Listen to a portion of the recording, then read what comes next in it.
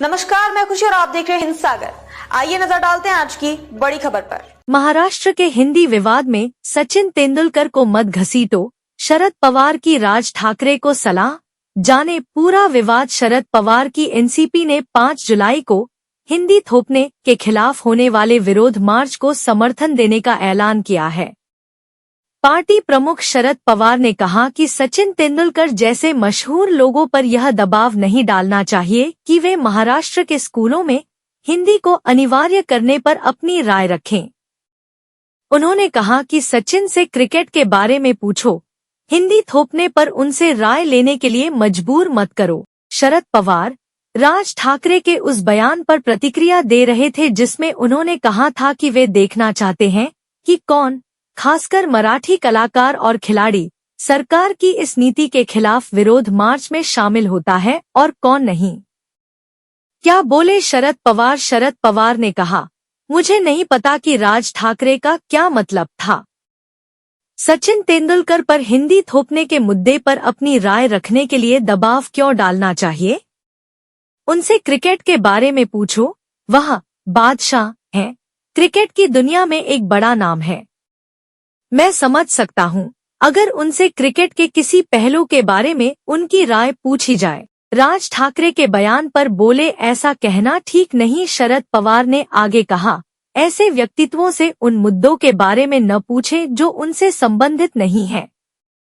हिंदी थोपने का मुद्दा हमारे लिए महत्वपूर्ण है। किसी से उनकी राय मांगना और यह कहना कि देखेंगे कौन विरोध में आता है और कौन नहीं, अच्छा नहीं है।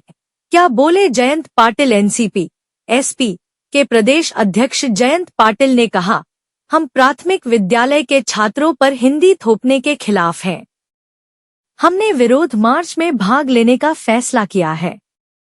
शरद पवार ने यह भी कहा कि हर किसी को अपनी राय रखने का अधिकार है, लेकिन किसी को भी मशहूर लोगों पर दबाव नहीं डालना चाहिए। 5 जुलाई को मार्च। महाराष्ट्र नवनिर्माण सेना MNS के चीफ राज ठाकरे 5 जुलाई को मुंबई में एक मार्च निकालने वाले हैं।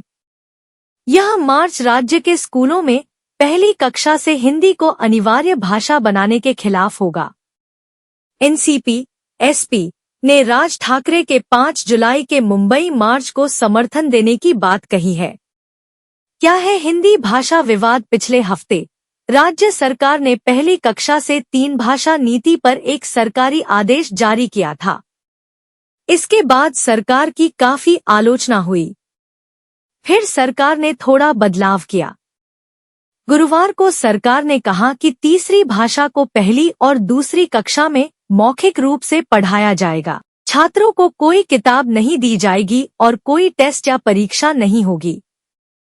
एनसीपी एसपी चीफ ने आगे कहा कि राज्य के स्कूलों में हिंदी 5वीं कक्षा से पढ़ाओ। हिंदी को अनदेखा करना भी अच्छा नहीं है, क्योंकि देश में लगभग 55% लोग यह भाषा बोलते हैं। उनका मानना है कि हिंदी का ज्ञान होना भी जरूरी है।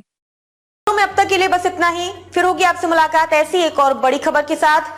तब तक के लिए नमस्कार और देखते रहिए हिंद सागर। ऐसे ही लेटेस्ट अपडेट्स के लिए हमारे चैनल को सब्सक्राइब करें और तुरंत नोटिफिकेशन पाने के लिए बेल आइकन प्रेस करना ना भूलें। और यदि आप हमें फेसबुक के माध्यम से देख रहे हैं तो हमारे चैनल को फॉलो जरूर करें।